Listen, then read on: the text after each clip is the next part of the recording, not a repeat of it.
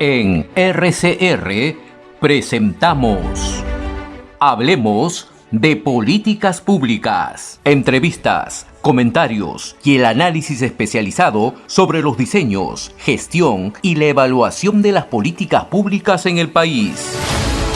Con la conducción de Gustavo Nakamura. Hablemos de Políticas Públicas.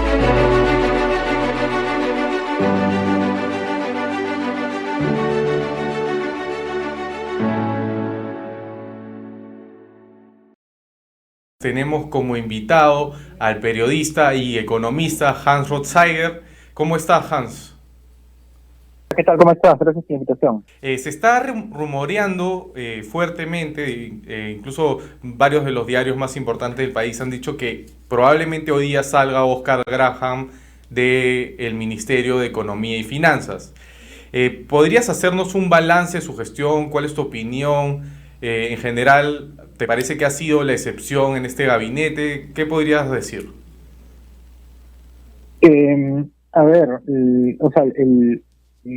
Cuando la gente se acuerde de quién fue ministro de Economía del gobierno de Castillo, nadie se va a acordar de Graham, ¿no? Porque es un ministro que ha estado en autopiloto, básicamente, ¿no? Ha estado volando, no ha formado parte de las grandes discusiones sobre reformas económicas que han habido en el Congreso, y tampoco ha tenido mucho protagonismo en los decretos que ha sacado el gobierno y que han tenido que van a tener un impacto bastante fuerte en la economía nacional. Está, por ejemplo, el decreto que pretende regular o controlar la tercerización. Eso ha salido en estos meses y, digamos, él no ha tenido mayor presencia en medios ni en la opinión pública, y, digamos, es una ley bastante nociva, bastante que preocupa a todas las empresas, va a tener un impacto bastante negativo, y que si él fuera pues un ministro de Economía, digamos, de verdad comprometido con hacer que el crecimiento económico se mantenga, habría, no sé, participado en la discusión, habría renunciado o algo por el estilo.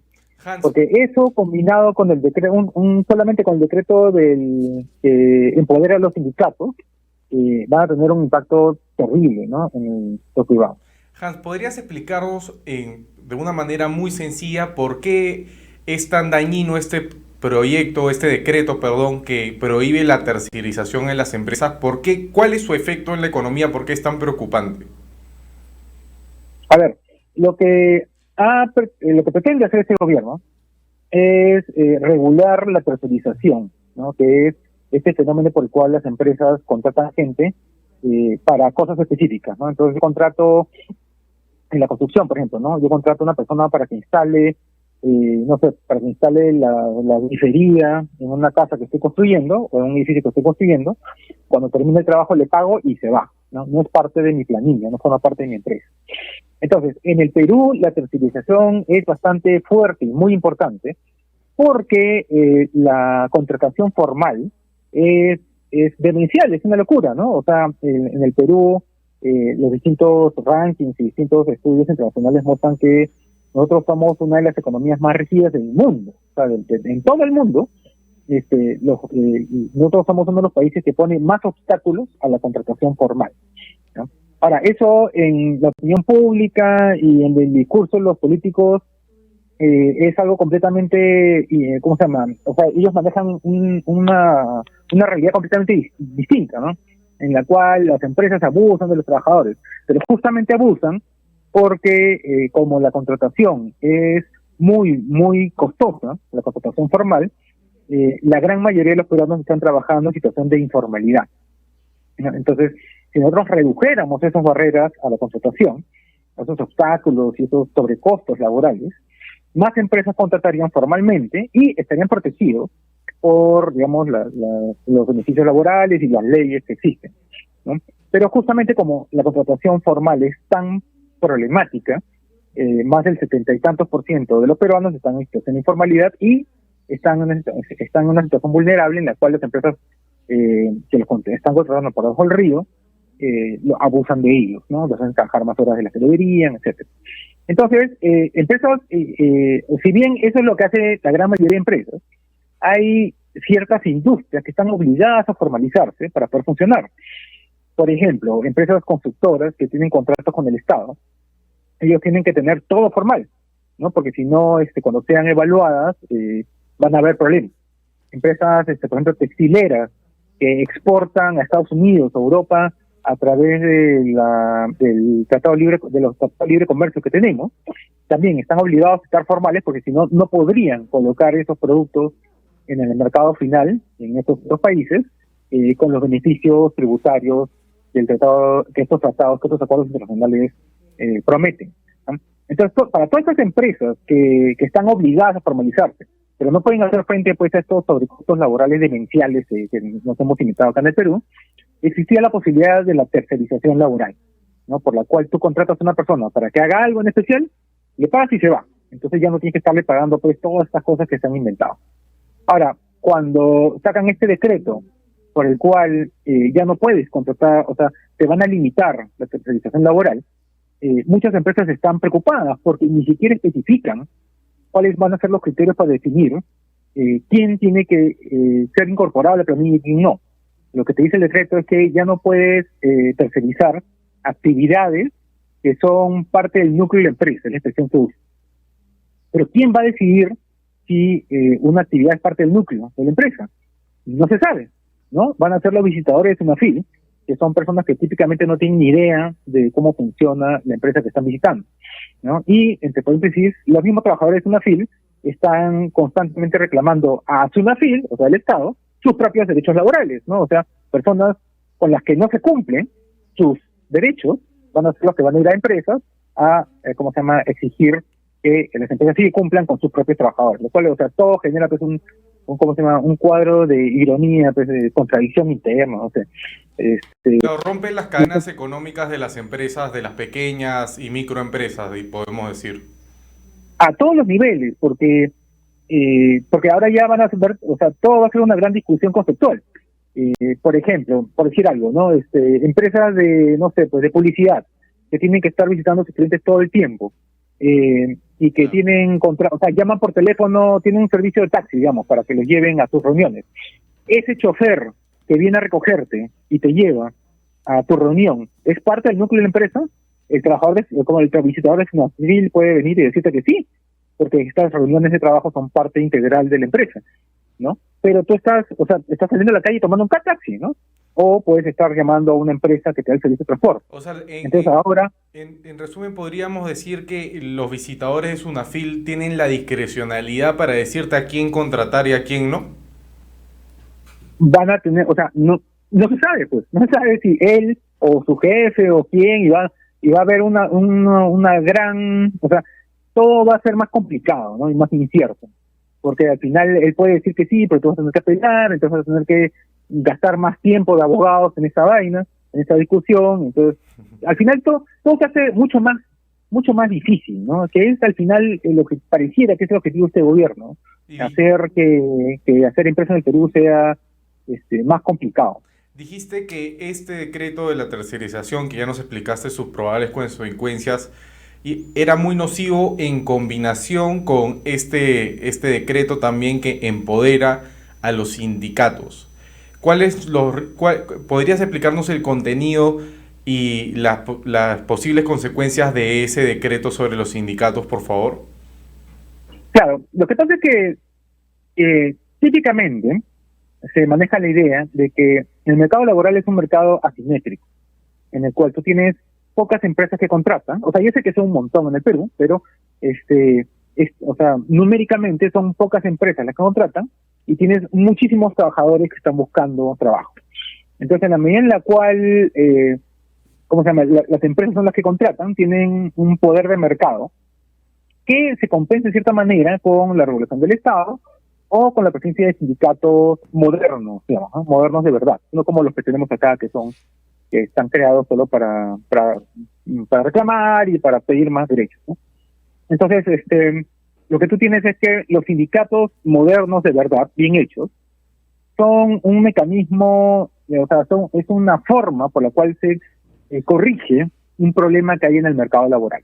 Ahora, lamentablemente en el Perú se han creado los incentivos para que los sindicatos no sirvan de eso, sino que sirvan para como mecanismos de chantaje para poder acceder a beneficios extraordinarios. Esto se ve con bastante claridad en el mercado, perdón, en el sector de construcción, ¿no? Donde si tú vas a construir en el Cono Norte, por ejemplo, tú tienes 2 o 3 sindicatos distintos que que espontáneamente se presentan ante ti a extorsionarte para que contrates gente que están afiliados a ese sindicato. Alguna vez, hace 10, 15 años, el Perú estaba mal, pero no estaba tan mal, ¿no? Porque tú construías y era un solo sindicato mafioso con el que tenías que lanzar. Ahora son 2, 3, dependiendo del barrio donde estés, ¿no? O la ciudad, ¿no? Hay ciudades en el norte donde tienes que transar con varios sindicatos, ¿no? Ahora, cuando tú tienes, por ejemplo, noticias de que los precios de los inmuebles están subiendo y el gobierno está preocupado con respecto a eso, una forma bastante simple de que los precios de los inmuebles bajen es ayudar a las empresas a que sus costos se reduzcan, por ejemplo, así pidiéndole a la policía que no se haga su trabajo y atrape a estos mafiosos que están extorsionando a los constructores, que a su vez hacen que sus costos suban y que a su vez hace que los precios de estos inmuebles suban, ¿no? Pero como pedir que la policía haga su trabajo es como que demasiado complejo, al final las cosas siguen funcionando como están, ¿no? Y los costos de la construcción están relativamente altos. Entonces, en el Perú, lo que tenemos, como digo, es que los sindicatos no han servido, o sea, en su mayoría, no todos, ¿no? Pero varios de ellos han servido como formas de extorsión, ¿no? Y la regulación que teníamos hasta hace poco ponía algunos límites a eso, no era perfecta, pero ponía algunos límites a eso. Por ejemplo, que los sindicatos, si van a marchar, o sea, si van a hacer una huelga, tienen que avisar con anticipación, de tal manera que la empresa pueda adaptarse o tomar, medidas, y así, digamos, esa huelga, funciona como un mecanismo de protesta, pero no se tumba a la empresa, ¿no? O no perjudica a los otros agentes económicos que dependen de esa empresa, ¿no? Si, por ejemplo, estamos hablando, no sé, una empresa de transporte, de transporte de carga, y los choferes van a hacer una huelga, claro, si paralizas esa empresa, los clientes de esa empresa van a sufrir en la medida en la cual ellos no van a poder entregar su producción al cliente final, ¿no? Porque el camión que lleva los productos está dejando funcionar por unos días. Entonces, como con la ley, digamos, vigente actual, se tiene que avisar con anticipación, la empresa puede reemplazar a esos trabajadores con otras personas o puede avisar a su cliente de tal manera que él puede tomar acción. Ahora ya no, con el decreto que está sacando el gobierno, puedes hacer huelga de un momento a otro, que es como funcionaba en los 70, ¿no? En los 70 habían huelgas sorpresivas, ¿no? En las cuales tú llegabas, ¿no? Hay crónicas incluso de miembros del sindicato que llegaban a trabajar y resulta que había una huelga y ni siquiera ellos les habían avisado, ¿no? Porque así en la medida en la cual tú puedes hacer huelga de sorpresa, ¿no? Es más impactante, ¿no? Hacer más daño a la empresa y puedes chantajear mejor. Entonces se le está empoderando al sindicato con varias de estas gracias, y le están, va a tener una presencia mucho más dura, ¿no? Esto no debería sorprender, solo para completar, que esto no debería sorprender porque el mismo Castillo, Pedro Castillo es un sindicalista, ¿no? Es una persona que ha hecho carrera como sindicalista, huelguista, sindicalista, ¿no? Entonces él sabe cómo cambiar las reglas para que los sindicatos puedan hacer más daño. Bueno, creo que nos queda bastante claro por qué prohibir o modificar la tercerización y la regulación sobre los sindicatos son perjudiciales para la economía. En tu opinión, ¿qué otras medidas del gobierno de Castillo han tenido un efecto negativo sobre la economía? Esta pregunta la hago porque todos los peruanos, el pueblo en general, sufrimos a diario el alza de precios de la gasolina, de los consumos de la canasta básica, etcétera. ¿Qué ha hecho el gobierno para empeorar esta situación? También se sabe que no es el único factor que empeora las cosas, pero ¿qué ha hecho el gobierno específicamente? O sea, en realidad, el mayor daño que hace este gobierno a la economía en general. Y no hablemos solamente de la macroeconomía, que digamos a la gente eso no lo come, ¿no? Sino a la economía de las familias, ¿no? Al empleo, a los precios de los productos de primera necesidad. El principal efecto que ellos han hecho es, al incrementar la incertidumbre, ¿no?, de este país, ha hecho que muchas variables se muevan de manera negativa, ¿no? Entonces, por ejemplo, con estos grandes anuncios que hacían de expropiación, o bueno, nacionalizaciones le llaman ellos, ¿no? Pero con estos grandes anuncios que hacían durante la campaña de que le iban a quitar cosas al sector privado o a las familias, ¿no? Cosas tan simples como que si una familia con mucho esfuerzo, una familia pues no sé, de clase media, con mucho esfuerzo, había ahorrado para comprarse un inmueble y poderlo alquilar, y ese era su FP, ¿no? Porque muchas familias pues, que han progresado en la informalidad no tienen FP, no tienen ONP, no tienen nada, y su expectativa de tener una pensión de jubilación es comprarse un inmueble y alquilarlo. Bueno, pues ya no, porque viene Castillo y dice que va a expropiar, bueno, nacionalizar le llama ella, va a tomar el control de estos segundos inmuebles que tienen las familias para dárselo a familias que no tienen dónde vivir, ¿no? Que, bueno, es una causa muy noble, todo lo que quieras, pero tú no puedes quitarle pues a la gente sus cosas. Hans, algo que tú dices me parece que sería muy interesante explicarle a los espectadores y a los oyentes, que es, tú acabas de señalar que una simple declaración de un político, en este caso quienes están en el Ejecutivo, el hecho simple de que ellos lo digan ante cámaras o ante un micrófono, ya tiene un efecto negativo. ¿Podrías explicarnos por qué las cosas que dicen los políticos sin hacer nada, solamente la declaración ya tiene un efecto negativo? Claro, lo que pasa es que en economía muchas cosas dependen de las expectativas, de la percepción de la gente. Entonces, si en este caso, por ejemplo, si tienes un presidente que se le ha pasado un año diciendo que cuando sea presidente le va a quitar su segundo inmueble a las familias que tengan dos o más, bueno, pues entonces ya no compró nada, ¿no? O sea, si estamos hablando de una persona que había ahorrado y estaba a punto de comprar, y sale este señor elegido, entonces no compro, pues, ¿no? Porque me la va a quitar. Entonces hay un montón de decisiones que no se toman, porque estás ante la incertidumbre, prefieres aguantarte un rato y ver qué sucede. Entonces, ahí hay varios mercados que van sufriendo, ¿no? Y aparte, eso hay otros que empiezan a protegerse tomando algunas medidas, por ejemplo, sacando su dinero, ¿no? O sea, si me van a expropiar mi FP, por ejemplo, que es otra cosa que ha dicho Casilla, o sea, que va a tomar el control de las FPs, entonces a la primera que puedo, saco el dinero del FP y la saco al país. Entonces, para yo sacar mi dinero al país y ponerle una cuenta en Panamá, por ejemplo, yo no puedo ir a Panamá con soles, porque el banco en Panamá esos soles los usa pues para, no sé, pues para trancar la puerta, para limpiarse el sudor, algo así, ¿no? A él los soles no le sirven para nada, tiene que llevar dólares a Panamá. Entonces, de un momento a otro en el Perú, la demanda por dólares se incrementa fuertemente porque hay mucha incertidumbre. Y cuando la demanda de un producto, el dólar, sube, por regla básica, o sea, ley de demanda, el precio de ese producto sube, ¿no? Entonces, ese es el tipo de cambio. El tipo de cambio es el precio del dólar. Entonces, el tipo de cambio se dispara, pues, porque hay mucha incertidumbre, ¿no?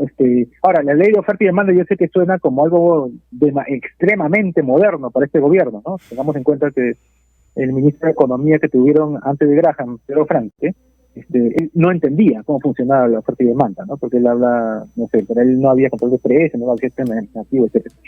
Entonces, ese es un efecto, y el otro efecto es que como todo dentro del país hay una cantidad limitada de dólares, o sea, hay una cantidad dada, no es infinita, cuando toda esta gente está comprando dólares para sacarla, la cantidad de dólares que hay dentro del país se reduce, ¿no? Y eso quiere decir que la oferta de dólares también es más reducida, o sea, la cantidad ofertada se reduce.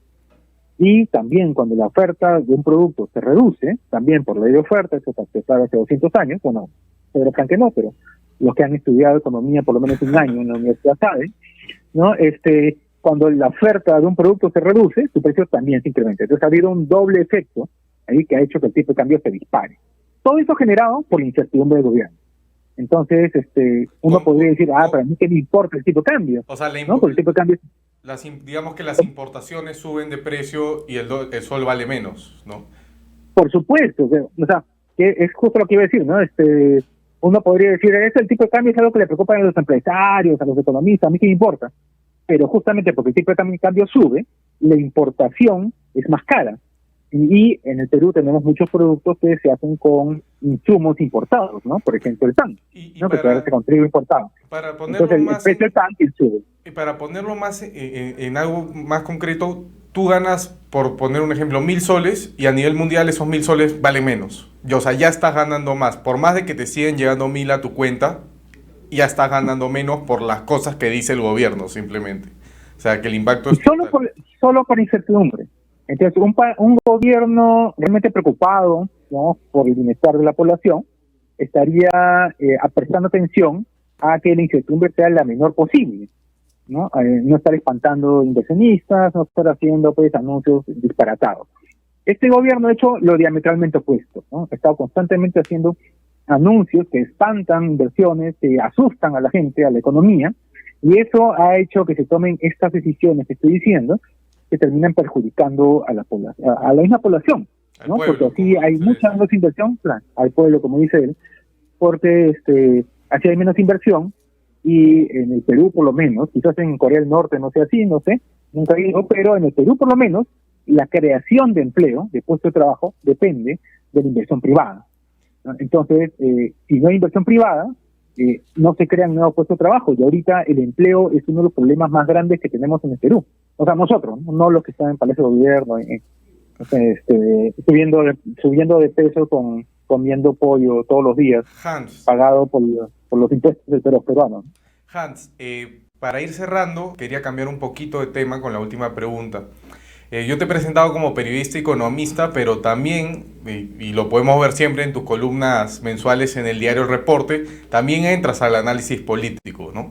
Te quería preguntar para cerrar, ¿cuál es tu prognosis, tu pronóstico? ¿Qué crees que va a pasar con el gobierno de Pedro Castillo, ¿no? Hay gente que especula que se quiere asilar en otro país, la fiscalía cada día le respira más en la nuca, el Congreso parece cada día más adverso.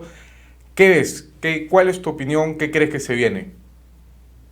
Yo no tengo idea, o sea, y no creo que nadie sepa. No creo que si le preguntas a un profesional del tema, tampoco sepa. Yo creo que todo es mucha incertidumbre, mucho misterio, nadie sabe qué es lo que va a pasar.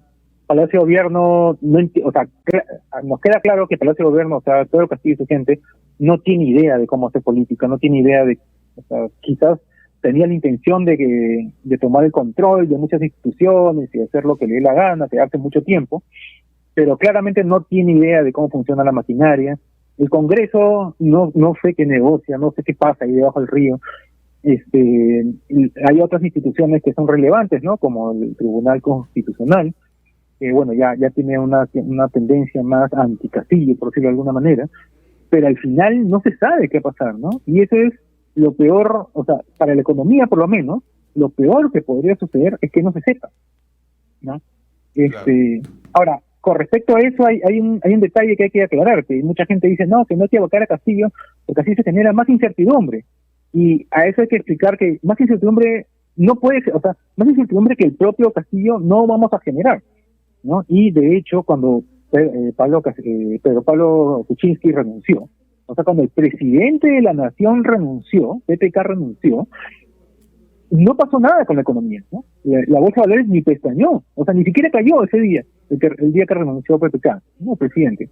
Porque la situación era tan grave, claro, no era tan grave como ahorita, pero estaba grave en términos políticos y en términos económicos había un hastiamiento de cómo PPK no había asumido su rol como promotor de la economía, que supuestamente iba a asumir. Entonces, cuando él renuncia, en realidad las cosas funcionan así para arriba, ¿no? Claro, Hans, entonces podríamos culminar diciendo que la renuncia de Pedro Castillo solo tendría efectos positivos. Muchas gracias por venir al programa. Te esperamos en una próxima ocasión. Hemos presentado Hablemos de Políticas Públicas. Nos reencontramos en nuestra próxima edición.